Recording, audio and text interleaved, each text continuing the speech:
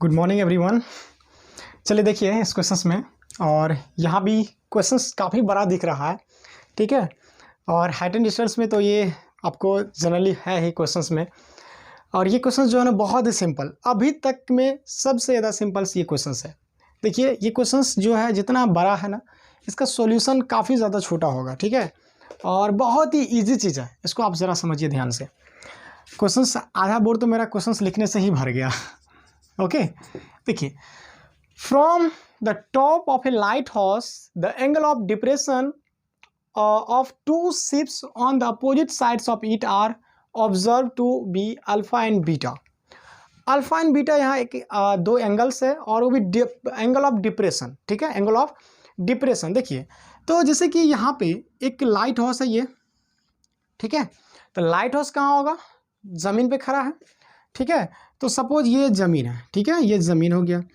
अब ऐसा कहिएगा आप लाइट हाउस के बीच में क्यों डाला है? क्योंकि क्वेश्चंस के अकॉर्डिंग, हम क्वेश्चंस पूरा पढ़े हुए हैं, जरा आप भी देखिए, आपको हम समझाते चलते हैं, ठीक है। तो angle of depression of two ships opposite sides of it, मतलब लाइट हाउस के अपोजिट साइड, लाइट हाउस के दोनों तरफ एक शिप इधर और एक शिप इधर है, ठीक है। एक शिप इधर है और एक शिप इधर है, आप समझ गए ना। तो लाइट हाउस के बीच में रखेंगे तो दोनों तरफ क्या है, दो शिप है, और दोनों शिप का एंगल ऑफ डिप्रेशन देखिए। तो एंगल ऑफ डिप्रेशन मतलब आपको एंगल ऑफ डिप्रेशन ऊपर बनेगा, तो ऊपर में क्या करना होगा, आपको एक हॉरिजॉन्टल लाइन बनाना होगा। कहाँ पे?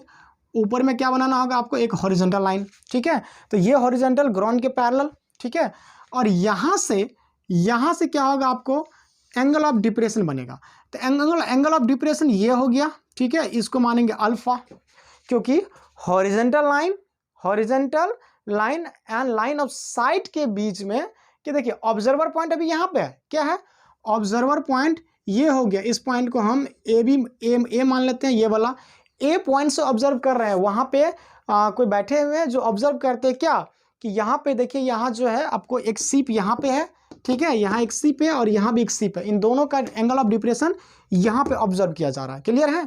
तो एंगल ऑफ डिप्रेशन एक अल्फा हो गया, एक एंगल ऑफ डिप्रेशन इधर हो गया, तो इसका नेमिंग ले लेते हैं क्या, हम बीटा ले लेते हैं। देखिए क्वेश्चंस को समझाने में टाइम जाता है, बाद में कि सॉल्यूशन में ज़्यादा टाइम नहीं है। चलिए ये हो गया। अब देखिए ये तो ग्राउंड है, ये पैरेलल। तो देखिए आपको जैसे कि एक शिप यहाँ पे है, तो ए भी मान लिया, एक सी और डी, एक शिप हो गया सी पे और एक डी पे। तो सी डी पैरेलल टू ये जो ऊपर का जो ग्राउंड है, ऊपर का जो ये लाइन एक्स वाई, इसके पैरेलल मान सकते हैं आप, लिख लीजिएगा टोटल चीज़ें।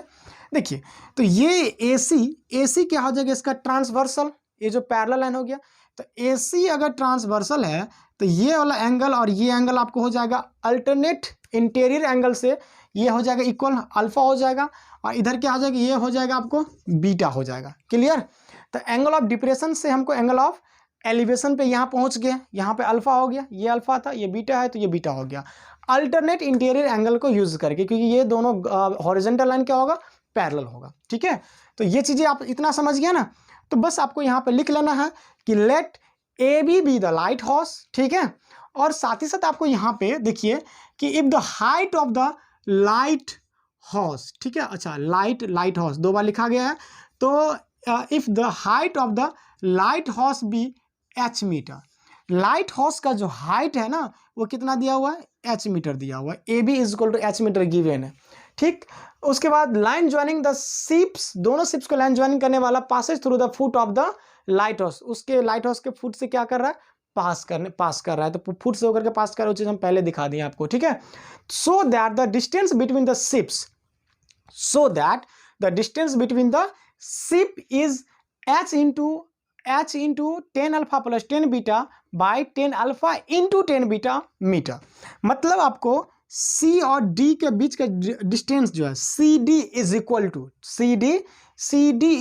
आपको h into 10 alpha plus 10 beta by 10 alpha into 10 beta, आपको ये प्रूव करना है। तो चलिए देखिए क्या करेंगे, लेट BC इसको x मान लेते हैं और BD को क्या मान लेते हैं, y मान लेते हैं, ताकि हमको CB ये कुछ ऐसा लिखना नहीं पड़ेगा। अब देखिए हमको क्या है ना कि आप CD लिखिए, या CD के बदले में आप x प्लस वाई लिखिए, बात बराबर है ना हुआ, क्योंकि x को और y को जोड़िएगा तो CD हो जाएगा। तो x प्लस y को ऐड करके आपको इतना प्रूव करना है। बहुत सिंपल, इससे सिंपल कोई क्वेश्चन नहीं है। आप जरा देखिए यहाँ पे ध्यान से, ठीक है। तो चलिए इस ट्रायंगल में ले लेते हैं, आप थोड़ा सा लिख लीजिएगा जो गिवन है। ओके, तो फ्रॉम राइट ट्रायंगल, देखिए हम राइट बोलते सब में लेकिन लिखते नहीं, आप लिख लीजिएगा राइट ट्रायंगल ABC। यहाँ बोर्ड छोटा है, वीडियो लॉन्ग हो जाता है, जिसकी वजह से कुछ चीज़ें हम नहीं लिखते हैं आपको, लेकिन बोर्ड सारा कुछ देते हैं। थोड़ा इस चीज़ पे गौर करिएगा आप, मेरी जो बात है उस पर, ठीक है। तो ABC राइट एंगल ट्रायंगल में आप क्या लगाइएगा, tan अल्फा। तो थोड़ा शॉर्टकट कर लें, तो tan अल्फा इसके सामने वाला ये हो गया परपेंडिकुलर, तो परपेंडिकुलर हो गया आपको H, और ये हो गया बेस, तो हो गया इसका x।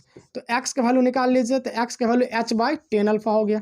क्या हो गया, x का वैल्यू H/tan अल्फा। कैसे, अरे क्रॉस मल्टीप्लिकेशन करिएगा तो कितना हो जाएगा, tan alpha into x, x equal to H/tan alpha नहीं हो जाएगा, tan अल्फा यहाँ गया, x वहाँ गया, बात बराबर है, x का वैल्यू ये निकल गया।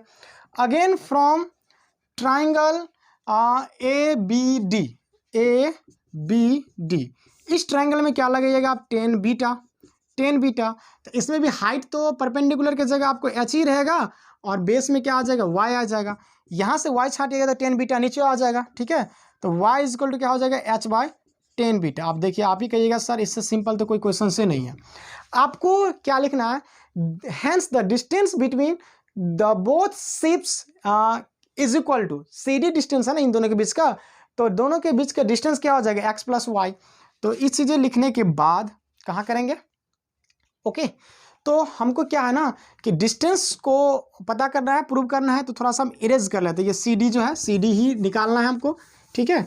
आप फिगर को समझ गए हैं पहले, ओके। तो चलिए देखिए यहाँ पे लिखेंगे since distance between both ships